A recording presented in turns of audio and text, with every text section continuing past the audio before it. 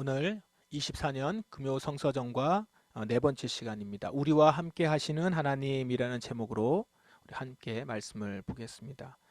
대림절 이제 넷째 주가 들어갔습니다. 이번 주일이 넷째 주일인데요. 넷째 주 말씀 주제가 이제 목요일부터 시작됐습니다. 그 주제는 임마누엘입니다. 우리와 함께 하시는 하나님입니다. 오늘 우리가 사무엘하 본문을 이제 보게 됐죠. 사무엘하 본문은 다윗이 하나님의 언약궤를 다시 예루살렘으로 가지고 오는 내용이었습니다. 오늘 말씀 아침에 좀 보셨나요? 당시 언약궤는 오벳에돔에 있었습니다. 그렇죠? 오벳에돔의 집에 있었어요. 그곳에서 3달 동안 머물러 있었는데 언약궤가 머무는 3달 동안 어땠다라고 나옵니까? 12절에 보면 백성들은 다윗에게 이렇게 말합니다. 그러니까 오벳에돔에 있는 동안 어땠는지를 얘기하는 거죠. 여호와께서는 오벳에돔의 집에 복을 주셨습니다. 그에게 속한 모든 것이 복을 받았습니다. 이것은 하나님의 궤가 그곳에 있었기 때문입니다. 오벳에돔과 그의 온 집안에 복이 있었대요. 왜냐하면 언약궤가 그곳에 있었기 때문이다라는 겁니다. 다시 말해서 언약궤가 있는 곳에 복이 있었던 거죠. 복이 머물렀던 것입니다. 그런데 이 점이 왜 중요하냐면 이 점이 다윗에게 아주 중요한 깨달음을 줍니다. 지금 오벳에돔의 집에 언약궤가 머물게 된 이유가 뭔가요? 언약궤를 예루살렘으로 가져오는 과정에서 언약궤에 손을 댔던 우사가 그 자리에서 죽었습니다. 그 일을 계기로 해서 하나님을 다윗이 무서워하기 시작합니다. 언약궤를 곁에 두기가 두려워진 거죠. 아니 손댔다고 이제 죽게 되다니, 이런 일 때문에 하나님께 섭섭하기도 하고 그 다음에 하나님이 두려웠던 것이죠. 그래서 성으로 옮기질 못합니다. 거기서 그냥 그대로 멈추게 되었고 그 근처 집에 머물게 된 것입니다. 놓고 간 거죠. 그러니까. 그런데 그리고 나서 3달이 지났는데 그 언약궤가 머물러 있었던 집, 오벳에돔의 집이 복을 받은 거예요. 복을 넘치게 받습니다. 그것을 보고 자신이 오해하고 있다라는 것을 깨닫습니다. 그래, 하나님은 두려운 분이 아니시지. 본래 자기도 그렇게 알고 있었거든요. 하나님이 함께 하시면 복을 받지, 저주를 받지 않지 라는 겁니다. 그러니까 우사가 죽게 된 것이 충격적인 일이었지만 그것은 우사가 율법을 따르지 않았고 말씀을 간과했고, 자기 자신도 그랬죠. 다윗 자신도 말씀을 간과했고, 그래서 그냥 인간적인 생각 그리고 이제까지 해왔던 식으로 하나님의 말씀이나 율법을 돌아볼 생각을 하지 않고 그냥 내 식대로 하나님을 대하려고 했기 때문에 이런 일이 생겼다는 것, 우사가 죽게 되는 일이 생겼다는 것을 깨달았던 것이죠. 하나님이 무서운 분이거나 본래 무서운 성품이라서 그랬던 것이 아닌 거예요. 하나님을 경시하는 것에 대해서 하나님께서 경고를 했었던 일이었구나라는 걸 깨닫게 됩니다. 그러면서 내가 하나님의 말씀을 돌아봐야 되겠구나 라는 것과 동시에 다윗이 원래 알고 있었던 그 하나님, 복을 주시는 하나님, 나를 지키시는 하나님을 다시 확인하게 된 거죠. 그래서 그 이야기를 들은 다윗은 기쁜 마음으로 오벳에돔의 집으로 가서 하나님의 궤를 가지고 다윗성으로 올라갔습니다. 이렇게 나오죠. 기쁜 마음으로 이제 갔다. 율법에 따라서 언약궤를 예루살렘으로 가지고 올라간 것입니다. 그때 모습이 이렇게 그려집니다. 여호와의 궤를 나르는 사람들이 6걸음을 걸었을 때 다윗은 소와 살진 송아지를 제물로 바쳤습니다. 그리고 나서 다윗은 여호와 앞에서 온 힘을 다해 춤을 추었습니다. 다윗은 거룩한 배 에봇을 입고 있었습니다. 다윗과 모든 이스라엘 백성들은 기쁨으로 소리를 질렀습니다. 그들은 여호와의 궤를 성으로 가지고 들어가면서 나팔을 불었습니다. 자, 이 모습을 한번 연상해 보세요. 이 모습 보시면 다윗의 모습이 진심이라는 걸 알 수 있습니다. 만일 형식적으로 기쁨을 표현하는 것이라면 왕이잖아요. 지금 다윗이 백성들에게 춤을 추게 하면 됩니다. 백성들아 기뻐하라, 언약궤가 들어온다, 이러면 돼요. 보통 왕들은 이럴 때 백성들이 이제 환호하는 것을 보고 박수치는 것을 보면서 그냥 흡족한 거죠. 나의 위상도 올라가는구나, 내가 원하는 대로 되는구나, 이렇게 해서 이제 기뻐하는 것 정도로 가죠. 그리고 그냥 형식적으로 박수치고 기뻐하죠. 그러나 지금 다윗은 어떻습니까? 이 모습을 보면 온 힘을 다해 춤을 췄대요. 마치 한 사람 어린아이 같습니다. 지금도 그렇지만 보통 왕은 절대 뛰지 않습니다. 한번 지금 있는 나라 왕, 뭐 우리나라 대통령도 그렇고 이렇게 뛴다고 한번 생각해 보세요. 어떨까요? 그 모습이. 이건 경망스러운 행동으로 여기거든요. 왕이 뛰는 건. 가능한 천천히 걸으면서 위험 있게 가야 됩니다. 그게 왕의 모습이에요. 그런데 지금 다윗은 오랫동안 만나지 못했던 아빠 만나듯이 어린아이가 아빠 만난 것처럼 그렇게 벌쩍벌쩍 뛰면서 안기고 그런 모습인 거예요. 그러니까 이건 진심이 아니면 할 수 없는 행동인 거예요. 다윗은 하나님의 괴가 다시 예루살렘 성으로 돌아온다는 것이 너무 기뻤던 것입니다. 언약궤는 하나님을 상징합니다. 여호와의 궤, 언약궤, 이것은 하나님을 상징합니다. 그렇기 때문에 지금 다윗의 눈에는 하나님이 예루살렘에 들어오고 계신 거죠. 여호와의 궤는. 하나님이 나와 함께 하신다. 우리 백성들과 함께 하신다. 예루살렘과 함께 하신다는 것이 너무 감격스러운 겁니다. 주님이 임재하시는 거예요. 아마도 언약궤, 여호와의 궤가 들어오면서 그리고 여섯 걸음을 걸었을 때 소와 살진 송아지를 제물로 바치면서 그 앞에 예배를 드릴 때 그때 다윗은 지난 시간 자신과 함께 하셨던 하나님을 떠올렸을지도 모르겠습니다. 보잘것없는 자신을 택해 주셨던 하나님, 골리앗을 물리칠 수 있는 힘을 주셨던 하나님, 지금 생각해 보면 막 이렇게 등골이 오싹해요. 아니 내가 그 거인을 물리쳤다니. 그럴 수 있는 거거든요. 사울 왕을 피해서 도망 다닐 때 그때 죽을 위기도 많이 겪었지만 그때마다 필요한 은신처를 제공해 주셨던 하나님. 시간이 흐르면 흐를수록 자신을 더 강하게 세워주셨고 사람들을 더 모아주셨고 주변에 용사들이 막 생기고 그렇게 이제는 왕으로까지 세워주신 하나님. 나의 하나님은 나의 구원자시다. 나의 하나님은 나의 요새시다. 나의 하나님은 나의 피할 바위시다. 그 하나님이 지금 예루살렘으로 들어오시는 거예요. 나와 함께 하시는 겁니다. 다윗은 이게 너무 기쁘고 감격스러운 거죠. 나의 하나님이 나와 함께 하시다. 온 힘을 다해 춤을 춘 겁니다. 다윗에게는 임마누엘, 나와 함께 하시는 하나님, 그것은 기쁨 그 자체였던 것이죠. 그거면 되거든요. 그래서 다윗은 번제와 화목제를 바치고 나서 만군의 여호와의 이름으로 백성을 축복합니다. 그리고 다윗은 빵 한 조각과 고기 한 점과 건포도 과자 한 개씩을 남자든지 여자든지 모든 이스라엘 사람에게 나눠줍니다. 이게 이제 화목제의 모습이죠. 화목제를 바치고 나면 다 같이 먹어야 되는 거잖아요. 근데 다윗은 하나님이 우리와 함께 하신다 라는 이름으로 백성을 축복하는 거예요. 그리고 이 기쁨을 모든 백성들하고 함께 나누면서 만끽해요. 번제와 화목제 바치고 화목제 나눔을 온 백성하고 함께 해요. 예루살렘에 있던 모든 백성이 다 먹을 만큼 큰 잔치가 벌어진 거죠. 하나님과 함께 하시는 지금 그곳이 어떻습니까? 하나님이 함께 하시는 예루살렘이에요. 하나님 중심으로 다 모여서 잔치를 벌이고 있는 예루살렘이에요.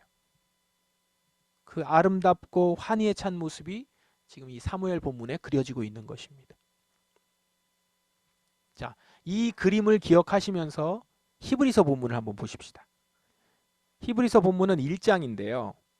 이 1장은 사무엘서 본문하고는 다소 좀 다른 그런 본문이에요. 하나님께서는 천사들 중에서 어느 누구에게도 다음과 같이 말씀하신 적이 없습니다. 너는 내 아들이다. 오늘 내가 너를 낳았다. 그럼 쭉 얘기하고요. 6절에 또 하나님께서는 그의 맏아들을 세상으로 보내시며 이렇게 말씀하셨습니다. 하나님의 모든 천사가 그를 경배할 것이다. 여러분이 오늘 말씀을 묵상하셨으면 히브리서 본문 1장을 보시면 하나님은 천사에게는 말씀하지 않으신 것을 그 아들 예수님에게는 말씀하셨다. 이게 골자입니다. 그 내용을 쭉 이야기하거든요. 히브리서 1장에서. 히브리서에 나오는 내용은 예수님이 천사와는 비교할 수 없는 하나님 그 자체시다. 우리 아까 찬양했는 여러분 찬양할 때 좀 늦게 들어오셔서 못 들으셨을 수도 있는데 예수님 하나님의 본체 그 찬양했어요. 예수님이 천사와 비교할 수 없는 그 자체시라는 거예요. 천사가 아니라는 거예요. 천사는 피조물이잖아요. 피조물이 아니라는 거예요. 하나님 그 자체시다. 이 사실을 히브리서 본문 1장에서 이렇게 드러내주고 계세요. 그러면서 아들에 대해서는 하나님 주님 보좌는 영원할 것이며 주님의 나라를 공평으로 다스릴 것입니다. 이렇게 설명이 됐다는 거예요. 그러니까 아들 예수는 하나님이시고 주의 나라를 다스릴 왕이시라는 거죠. 그 아들은 예수 그리스도는 주님. 이 세상이 처음 시작될 때 주님께서 땅을 지으시고 주님의 손으로 하늘을 빚으셨습니다. 이렇게 예언되어 있고 소개되어 있어요. 그러니까 예수님은 왕이실 뿐만 아니라 하늘과 땅을 지으신 창조주신 것이죠. 하나님이에요. 예수님이 하나님이심을 지금 확실히 히브리서에서는 증언하고 있는 겁니다. 이거 우리가 다 아는 내용이죠. 사실 우리는 이 사실을 믿고 고백하는 거 아닙니까? 예수님, 하나님, 하나님의 아들 예수. 그러면 오늘 이 사실이 우리에게 어떤 의미가 있습니까? 오늘 사무엘하 본문과 히브리서 본문, 이 두 본문은 사무엘하 본문은 언약궤가 예루살렘에 들어오는 것을 보면서 기뻐하는 다윗 이야기예요. 그리고 히브리서 본문은 예수님은 하나님이시다라고 하는 변증적인 말씀이에요. 이 두 본문이 함께 어우러져서 우리에게 전하는 메시지는 무엇입니까? 여호와의 궤, 언약궤의 예루살렘 입성을 통해서 다윗은 하나님이 함께 하신다는 것에 크게 기뻐했어요. 하나님이 함께 하시는 것만큼 든든한 일이 없어요. 하나님이 함께 하시는 것이 다윗에게는 전부예요. 예루살렘의 전부입니다. 그 백성에겐 전부예요. 그래서 그 기쁨이 이루 말할 수 없는 것이고 그 기쁨으로 환호한 거예요. 그런데 그 기쁨이 오늘 우리가 성탄절에 만끽하는 기쁨이라는 것입니다. 왜요? 성탄절에 오신 예수님이 바로 하나님이시기 때문에. 예수님의 탄생은 하나님이 우리와 함께 하신다는 것을 실제로 이루어준 일이라는 거예요. 다윗은 언약궤를 보면서 하나님이 여기에 계신다, 하나님이 임재하셨다, 그렇게 찬양하고 노래했어요. 근데 우리는 예수님을 보면서 하나님이 우리와 함께 하신다는 걸 보는 거예요. 사실 언약궤는 상징적인 임재였습니다. 그런데 예수님은 실제적인 임재였어요. 그 임재, 그 함께 하심을 성탄절을 통해서 우리는 맞게 됐다는 것입니다. 하나님이 우리와 함께 하신다. 문구가 아니라 실제가 된 거예요. 이 세상 역사 가운데, 이 땅에. 세상의 하늘과 땅을 지으시고 처음과 끝을 주관하시는 하나님이 우리 이 땅 가운데 오신 것입니다. 하늘과 땅은 없어질 것이지만 주님은 영원할 것입니다. 그 영원한 주님이 우리와 함께 하시게 된 것입니다.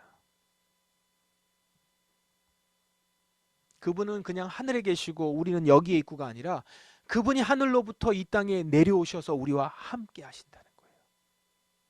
그 모습이 성탄절의 모습이에요. 지금 언약궤가 그 예루살렘 성 안에 들어올 때 다윗과 백성들이 모여서 거기서 찬양하고 뛰어놀고 있는, 기뻐하고 있는 그 모습처럼 성탄절에 구유 가운데 계신 아기 예수, 그 곁에 있는 목자들과 마리아와 요셉과 거기에 있는 다른 동물들, 그렇지만 하늘에서는 천사들이 노래하며 찬양하잖아요. 하나님이 우리와 함께 하신다. 같은 모습인 것이죠. 그걸 보여주면서 예수의 탄생은, 성탄절은 하나님이 우리와 함께 하신다라고 하는 복음이라는 것입니다. 언약궤가 오벳에돔의 집에 들어왔을 때 오벳에돔과 그의 집은 복을 받았어요. 예루살렘에 들어왔을 때 다윗은 복을 받았습니다. 이처럼 하나님이신 예수님이 우리 가운데 오셨을 때 우리는 주님이 주시는 복을 얻게 된 것입니다. 그러므로 성탄절을 기다리며 예수님의 오심을 묵상하는 우리가 기억할 것은 단지 예수님의 탄생을 그냥 기념하는 것이 아닙니다. 예수님 탄생 축하합니다. 아니에요. 예수님의 탄생은 하나님이 우리 가운데 거하시는 일입니다. 우리와 함께 하시고 떠나시지 않으시겠다 약속하신 기념입니다. 그러므로 성탄절을 성탄절답게 기념하는 참다운 모습은 그 하나님이신 예수님의 오심을 기쁘게 맞이하는 우리의 모습이 참 중요한 것이죠. 다윗처럼요. 우리에게 의미가 있는 것이거든요. 전적으로. 그러니까 다윗처럼 드디어 하나님이 우리와 함께 하신다는 사실에 너무 기뻐서 펄쩍펄쩍 뛰는 거죠. 그런 다윗처럼 하나님이신 예수님이 우리와 함께 하신다는 것이 너무 감사하여 기뻐하는 모습인 거예요. 다윗처럼 오신 하나님께 예배하고 그 하나님의 오심을 이웃들과 나누는 것, 화목제에 나눔이 있는 것, 이것이 성탄절을 맞이하는 우리의 모습입니다. 그게 전부거든요. 하나님이 우리와 함께 하시는 것, 그게 전부거든요. 이 땅에 내가 지금 가지고 있는 것, 그걸로 내가 영원히 살아가는 것이 아니라 하나님이 우리와 함께 하시기 때문에 나는 영원을 보장받을 수 있는 것이고, 나의 삶은 의미가 있는 것이고, 내가 종말을 맞이 안 하고 두려워하지 않는 것이죠. 하나님이 우리와 함께 하신다. 이것만한 복음이 어디 있습니까? 하나님이 여러분에게 오셨습니다. 그리고 우리와 함께 하십니다. 지금부터 영원까지 우리와 함께 하십니다. 이는 그 어느 것과 바꿀 수 없는 복음입니다. 이 복음을 우리 삶 가운데 놓치지 않는 저와 여러분이 되었으면 좋겠습니다. 한 가지, 사무엘 하에 보면요, 기뻐하는 다윗과 백성들 사이에서 기뻐하지 않는 한 사람이 있었어요. 그 본문에 보면 누구죠? 미갈입니다. 사울의 딸이라고도 하고 사실은 다윗의 아내였죠. 그는 다윗이 기뻐하는 것을 보면서 경망스럽다고 깔보았다라고 본문에 나오죠. 왜 그럴까요? 하나님이 우리와 함께 하신다, 나와 함께 하신다는 기쁨이 뭔지를 모르니까 그 기쁨을 누리지 못할 뿐만 아니라 기뻐하는 사람을 멸시하기까지 하는 거예요. 그냥 자기만 못 누리는 게 아니라 그걸 기뻐하는 사람을 보면서 멸시해요. 깔봐요. 이 미가를 보면서 우리가 이렇게 될까 두렵다, 이 생각을 했어요. 하나님이 우리와 함께 하신다는 사실이 믿어지지 않으면, 그게 받아들여지지 않으면 성탄절에 예수님 이야기하는 것이 나와는 상관이 없는 일이 돼요. 게다가 정작 성탄절이 이 복음을 누리지 못하고 다른 사람의 다른 즐거움을 찾아서 헤매는 시간이 돼버립니다. 그러니까 참 복음을 말하는 그 자리는 깔보면서 성탄절에 예수님 이야기하는 게 재미가 없는 거예요. 성탄절에 복음 이야기하는 게 재미가 없는 거예요. 성탄절에 하나님의 우리와 함께 하신다는 게 참 복음이 안 되고 자꾸 다른 거 찾아요. 다른 기쁨을 찾으려고 하고, 다른 재미를 찾으려고 하고, 다른 선물을 찾으려고 하고, 다른 뜻깊은 일을 자꾸 찾으려고 해요. 하나님이 우리와 함께 하신다는 것만한 다른 일이 없음에도 불구하고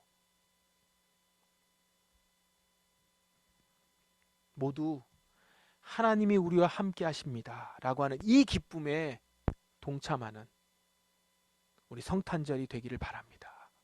진짜 복음이 주는 기쁨에, 하나님이 우리와 함께 하신다는 이 사실이 주는 자유에 함께 할 수 있는 믿음이 우리에게 있기를 바랍니다. 우리 포도나무 성도들 모두 여러분과 하나님은, 여러분에게 하나님은 함께 하시기 위해서 오셨습니다.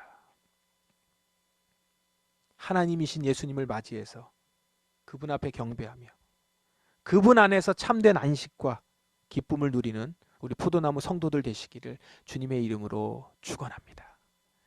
기도하겠습니다. 우리 말씀에 의지해서 기도하십시다. 성탄절 하나님이 우리와 함께 하신다 라고 하는 고백입니다. 이 복음이 우리의 복음입니다.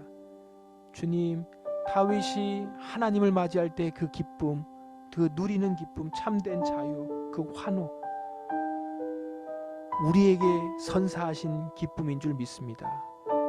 우리가 자꾸 다른 것을 바라보면서 미갈처럼 하나님이 함께 하시는 것을 기뻐하는 자를 깔보는 모습이 되지는 않았는지, 우리의 믿음 없음을 돌아보며 주님, 하나님이 함께 하신다고 하는 이 사실 앞에서 그것이 주는 참된 복음을 누리는 우리가 되기를 원합니다. 이 기쁨을 회복하게 하소서.